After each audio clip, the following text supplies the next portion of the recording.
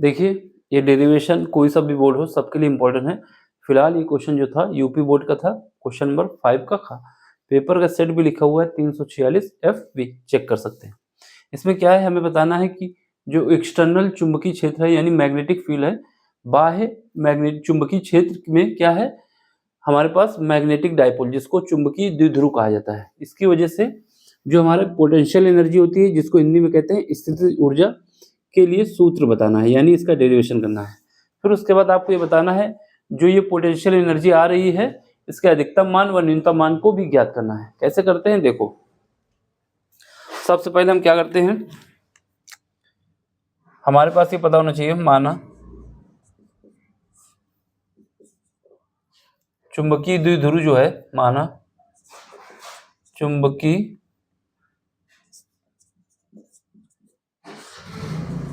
द्विध्रुव क्या है, वो M है। ठीक है, ये हम M मान लिए है। और मैग्नेटिक फील्ड क्या है, और जो चुंबकीय क्षेत्र है, चुंबकीय क्षेत्र वो क्या है, वो B है। ये हमने मान लिया है। ठीक है, अब हमारे पास सुनो, सबसे पहले हम क्या बनाते हैं, चुंबकीय क्षेत्र बनाते हैं।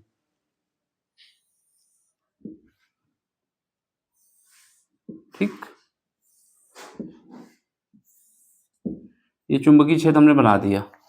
अब इसमें क्या है, हम मान लेते हैं इनिशियल में जो था हमारे पास मैग्नेटिक डाइपोल, जो चुंबकीय द्विध्रुव था वो हमारा इस पे परपेंडिकुलर है। कितना है, परपेंडिकुलर है। तो ये हमारे पास क्या है, चुंबकीय क्षेत्र है B है, जो कि वेक्टर फॉर्म में मान लेते हैं। ठीक है, इसकी डायरेक्शन हमारे पास एक्स एक्सिस की पॉजिटिव डायरेक्शन में है। अब यहाँ पे हमने क्या किया, हमने बताया आपको कि एक डाइपोल लिया है, ये डाइपोल हमने यहाँ पे दिखा दिया कि ये डाइपोल है। ठीक है, ये डाइपोल है, इसकी एक्सिस हम बना लेते हैं।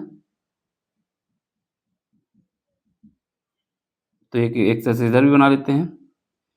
इनिशियल में क्या हुआ है, ये जो हमारा डाइपोल है ये शुरुआत में 90 डिग्री पे है। किसके साथ है, चुंबकीय क्षेत्र के साथ। जो चुंबकीय क्षेत्र है उसके साथ ये 90 डिग्री पे है, ये 90 डिग्री का है। ठीक है, ये 90 डिग्री है। ये बात समझ में आ रही है, ये थोड़ा छोटा दिख रहा होगा, समझ लेना, ये 90 डिग्री का एंगल है। अब हमने क्या किया है, इसको घुमा दिया है। घुमाने के लिए टॉर्क लगा है। क्या लगा है, टॉर्क। इसको हमने घुमाया है, घुमाने के लिए क्या लगा है, टॉर्क लगा है। तो टॉर्क लगा के हमने क्या किया है, इसको घुमा दिया है। घुमाने के बाद क्या हुआ है, इसकी जो पोजीशन बन गई है वो कुछ ऐसे आ गई है। ठीक है, इसकी पोजीशन कुछ ऐसे आ गई है। जब इसको हमने घुमा दिए हैं तो इसकी पोजीशन चेंज हो गई है। चेंज होने के बाद इसकी एक्सिस जो है वो ये पहले 90 डिग्री था, अब ये थीटा एंगल बना रही है। तो इसको घुमाने में जो हमने लगाया है, टॉर्क लगाया है। कितना लगाया है, टॉर्क जो लगा है, टॉर्क जो है टाउ, वो क्या है, MB साइन थीटा है। ठीक है, यहाँ पर भी ऐसा लगा होगा, ये कितना है, MB साइन थीटा है। ये सब हमने बना दिया डायग्राम में। ये डायग्राम थोड़ा साफ बना है, और भी आप साफ बना सकते हैं। ठीक है, थोड़ा बड़ा बनाते तो और साफ हो जाता। अब हमारे पास क्या है, देखो, इसको, ये हमारा 90 डिग्री पे था लेकिन हमने इसको घुमाया है इसकी टॉर्क की वजह से। घुमाने में जो कार्य हुआ है, जो वर्क डन हुआ है, वही हमारा, इस वर्क डन में जो वर्क डन हुआ है वही तो हमारा पोटेंशियल एनर्जी है, वही हमारी स्थितिज ऊर्जा है। तो मान लेते हैं स्टार्टिंग में क्या मानते हैं कि छोटा सा टुकड़ा था उसको घुमाया है। थीटा डिग्री घुमाने में किया गया कार्य, माना थीटा डिग्री घुमाने में किया गया कार्य, किया गया वर्क डन, किया गया कार्य बोले या वर्क डन बोले, इंग्लिश में वर्क डन होता है, हिंदी में कार्य। यहाँ पे क्या होगा, डी थीटा, और ये क्या होगा, ये हमारा जो होगा, देखो जो टाउ है, जो मोमेंट लग रहा है वो, और इसके बाद सॉरी यहाँ पर डी डब्ल्यू लिखो क्योंकि वर्क है, छोटा सा काम करना है, और डी थीटा करना है। देखो जब भी टॉर्क को, जो टॉर्क है बलाघूर्ण है, अगर उसको डिस्टेंस के साथ मल्टीप्लाई कर दिया जाए तो वो हमारा वर्क हो जाता है। क्या हो जाता है, वर्क हो जाता है। मैं क्या बोल रहा हूँ, जब हमारे पास टॉर्क दिया हो, उस टॉर्क को, ये थीटा डिस्टेंस मान रहा हूँ मैं एंगल की जगह, अगर इससे मल्टीप्लाई कर दिया जाए तो वर्क हो जाता है। तो वही काम हुआ है, हमने छोटा पार्ट लिया है। पहले थीटा डिग्री घुमाया, हमने घुमाना कितना है, थीटा डिग्री घुमाना है, लेकिन हमने माना थीटा डिग्री घुमाने में जो वर्क डन है वो इतना है, लेकिन हमें इसको घुमा के कहाँ लाना है, थीटा तक लाना है। तो टोटल जो वर्क होगा वो कितना होगा, कुल कार जो होगा, कुल कार के लिए क्या करते हैं, के लिए समाकलन करते हैं दोनों तरफ, क्योंकि ऐड करना होगा ना, समाकलन दोनों तरफ करने पर, दोनों तरफ समाकलन कर दो तो यहां से क्या आएगा, ये आएगा हमारा DW। एंगल कहां से कहां, पहले इनिशियल क्या था 90 डिग्री, 90 डिग्री से हम कहां लेके आ रहे हैं, थीटा डिग्री पे, ठीक है। ये इज इक्वल टू क्या आएगा, ये हमारे पास क्या आएगा, यहां पर भी एंगल वही होगा 90 से थीटा, और ये क्या है टॉर्क डी थीटा, ठीक है। अब यहाँ पे सुनो, यहाँ पर जो वर्क में चेंज आएगा, जो काम में हमारा चेंज आ रहा है, यानी इसको 90 डिग्री से थीटा डिग्री लाने में जो भी चेंज कर रहे हैं हम, वही हमारा पोटेंशियल एनर्जी होता है, वही हमारा स्थितिज ऊर्जा होता है। क्या होता है, स्थितिज ऊर्जा, क्या कहेंगे उसको, पोटेंशियल एनर्जी या फिर स्थितिज ऊर्जा। तो ये क्या हो जाएगा, ये जो चेंज हो रहा है वर्क डन में, ये हमारा यू होता है। यू क्या है, जो कि स्थितिज ऊर्जा है,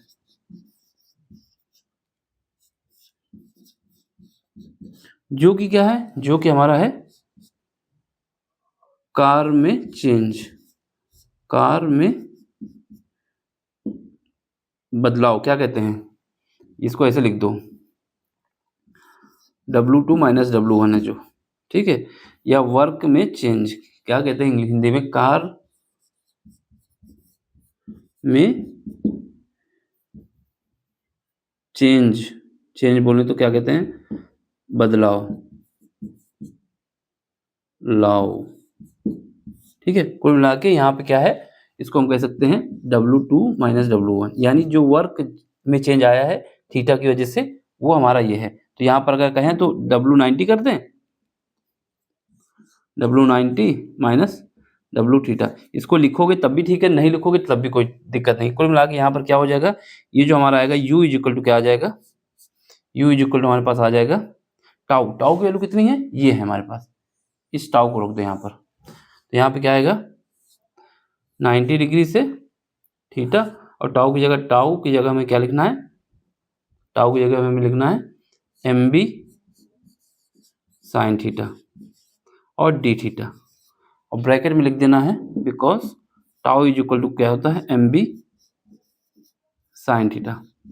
देखो इसको अगर किसी को समझने में दिक्कत आ रही है तो ये लाइन अगर वो नहीं लिखेगा तब भी कोई मतलब नहीं है, क्योंकि हमें ये पता होना चाहिए जब भी जो वर्क में चेंज आ रहा है, जो वर्क डन में चेंज आ रहा है, वही हमारा पोटेंशियल एनर्जी है। तो वही हमने बता दिया, कार में बदलाव जो है वो हमारा यू है, ठीक है। इसको हमने ऐसे दिखा दिया कि थीटा 90 डिग्री से, सॉरी पहले हमारे पास क्या है,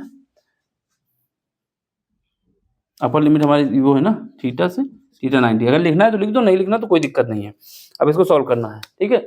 चलो यहाँ पर देखो u is equal to limit में एम हमारा क्या है, चुंबकीय द्विध्रुव है, b क्या है, मैग्नेटिक फील्ड यानी चुंबकीय क्षेत्र है, ये भी कांस्टेंट है, दोनों कांस्टेंट है तो दोनों बाहर आ जाएंगे, MB बाहर आ गया, ठीक है।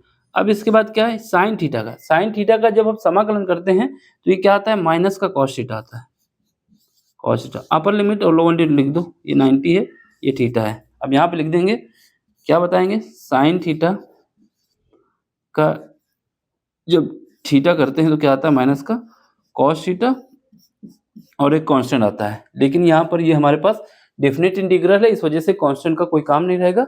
अगर ये इंडेफिनिट होता तो सी भी आता है, यहाँ पर इसकी लिमिट दी गई है इस वजह से वो नहीं आएगा, ठीक है। अब चलो यहाँ पर, यहाँ से हमारा क्या आएगा, u इज इक्वल टू इसकी वैल्यू MB, ये तो ऐसे ही रहेगी, ठीक है। अब यहाँ पे आओ, थीटा रखो, माइनस का कॉस थीटा आ जाएगा, क्योंकि थीटा है ही है, वैसे भी हमारे पास थीटा था, ये माइनस यहाँ पर क्या आ जाएगा, यहाँ पर आ जाएगा, ये तो माइनस है हमारे पास, तो ये इस माइनस को हम बाहर ले लेते हैं, ये वाला माइनस हमने बाहर ले लिया है, ये वाला। अब यहाँ पर कॉस थीटा आएगा, अब यहाँ पर क्या आ जाएगा, माइनस कॉस 90 डिग्री, ठीक है। जब इसको सॉल्व करेंगे, सॉल्व करने के बाद u इज इक्वल टू हमारे पास क्या है, कॉस 90 की वैल्यू कितनी होती है, 0 होती है, तो ये क्या हो जाएगा, माइनस का MB कॉस थीटा। ये हमारा फाइनल आंसर आ गया, क्या आ गया, फाइनल आंसर। अब यहाँ लिख देंगे बिकॉज, नीचे लिख देता हूँ थोड़ा, बिकॉज में क्या लिखना है, क्योंकि कॉस 90 बोले तो 0, तो ये हमारा फाइनल आंसर आ गया जो हमें निकालना था। तो ये हमारा सूत्र है, तो ये याद रखना है ना, ये सूत्र है जो कि हमको निकालने के लिए कह रहा था। तो आपको 2 नंबर तो इसमें मिल जाएंगे। अब 1 नंबर के लिए आपको क्या करना है, इसमें जो इसने बोला है कि स्थितिज ऊर्जा जो निकली है हमारे पास पोटेंशियल एनर्जी, ये कब अधिकतम होगा कब न्यूनतम होगा, ये भी बताना होगा। तो इसको कैसे बताएंगे, सुनो यहाँ पे देख लो, केस हमारे केस फर्स्ट कब है, कब हमारे पास, जब हमारे पास व्हेन, हिंदी में लिखना है, जब हमारा थीटा क्या है 0 डिग्री है। जब थीटा 0 डिग्री होगा तो ये कितना आएगा, जब हमारे पास थीटा 0 होगा तो यहाँ पर देखो m क्या है, ये क्या है sorry, u is equal to minus का mb कॉस कितना आ जाएगा, कॉस 0 आ जाएगा।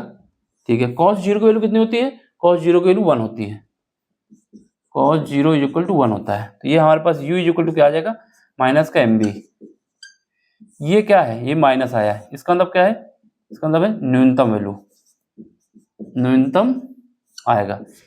इसकी वैल्यू न्यूनतम कब होगी, जब हमारा थीटा कितना है 0 डिग्री, 0 डिग्री पे कितना आएगा, माइनस का mb आएगा। ठीक है, अब इसके बाद केस दूसरा देखो, केस सेकंड केस में क्या है, सेकंड केस में अगर इसको हम घुमा के क्या करें 180 पे ले आए, घुमाने के बाद 180 पे ले आए, तब क्या होगा, जब थीटा इज इक्वल टू कितना आ जाएगा, माइनस का, थीटा हमारे पास कितना आ जाएगा, माइनस कह रहे हैं 180 डिग्री।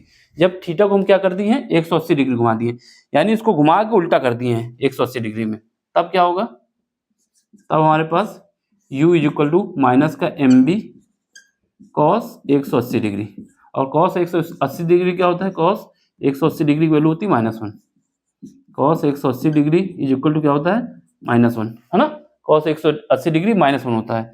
यहाँ पे दिख नहीं रहा है, ये न्यूनतम मान तक तो दिख गया था। अब यहाँ पर क्या है, यहाँ पे देखो u is equal to minus mb, और ये -1 आएगा because cos 180 degree is equal to होता है -1, ये हम लिख देंगे। ठीक है, अब यहाँ पे देखो u इज इक्वल टू क्या आ जाएगा, mb आ जाएगा, क्या आ जाएगा, u बराबर आ जाएगा mb, जो कि क्या है, अधिकतम है,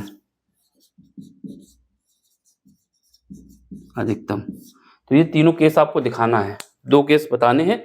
एक इसने पूछा था अधिकतम कब होगा, न्यूनतम कब होगा, तो हम बताएंगे जब हमारे पास थीटा 180 डिग्री हो जाएगा तो इसका मान अधिकतम आएगा, जब थीटा हमारा 0 डिग्री हो जाएगा तो इसका मान न्यूनतम आएगा। समझ लो, इतना ही लिखना है, पूरे नंबर आपको मिलेंगे, एक भी नंबर कटने वाला नहीं है। ठीक है, अब अगर आपसे पूछ लेता ये 0 कब होगा, है ना, अगर पूछ लेता कि इसकी वैल्यू 0 कब होगी, पोटेंशियल एनर्जी हमारी 0 कब होगी, जब हमारे पास थीटा कितना हो जाए 90 डिग्री। जब थीटा 90 डिग्री होगा तो कॉस 90 की वैल्यू कितनी होती है, 0 होती है। ये केस पूछा नहीं गया, अगर पूछ लेता तो वो भी बता देंगे। कैसे बताएंगे, अगर ये पूछ लेता कि इसका न्यूनतम मान बताओ, अधिकतम मान बताओ और 0 मान बताओ। फिलहाल के लिए 2 मान पूछा, दोनों हमने बता दिए। अब 0 पूछता तो अगर हम थीटा को 90 डिग्री कर दोगे तो कॉस 90 की वैल्यू कितनी होगी, 0 होगी, तब ये पूरा पार्ट कितना हो जाएगा, 0 हो जाएगा। तो ये 3 कंडीशन है जिसमें 2 पूछी गई हैं। अब इसका स्क्रीनशॉट ले लो, फिर बताते हैं कुछ। ठीक है, देखो हम इतनी मेहनत कर रहे हैं, देखो मेहनत सब अपने लिए करते हैं, किसी के लिए कोई नहीं करता, लेकिन इससे आपको भी मदद मिलेगी, हमको भी मदद मिलेगी। अगर आप लाइक करते हैं, शेयर करते हैं, सब्सक्राइब करते हैं तो आपका सपोर्ट हमें मिलता है, जिससे इस काम को यूट्यूब प्रमोट करता है। ठीक है, फिर इसके बाद क्या होता है, इसमें हमें मोटिवेशन मिलता है कि आप लोग हमें पसंद कर रहे हैं, इस काम को हमें आगे कंटिन्यू करते रहना चाहिए। हम आपसे कह रहे हैं कि आपका बोर्ड का एग्जाम खत्म होगा, अगर जो भी नीट की तैयारी करेगा, IIT JEE की तैयारी करेगा, जहाँ पर भी फिजिक्स आएगी, केमिस्ट्री आएगी, मैथ आएगी, वो तीनों सब्जेक्ट हम आपको पढ़ाएंगे इसी में। ठीक है, इसी वजह से हम आपसे उम्मीद करते हैं कि आपको लाइक करना होगा, शेयर करना होगा, सब्सक्राइब करना होगा और अपना सपोर्ट देना होगा। ठीक है, चलो फिर मिलते हैं अगले लेक्चर में अगले कॉन्सेप्ट के साथ। Thank you for watching.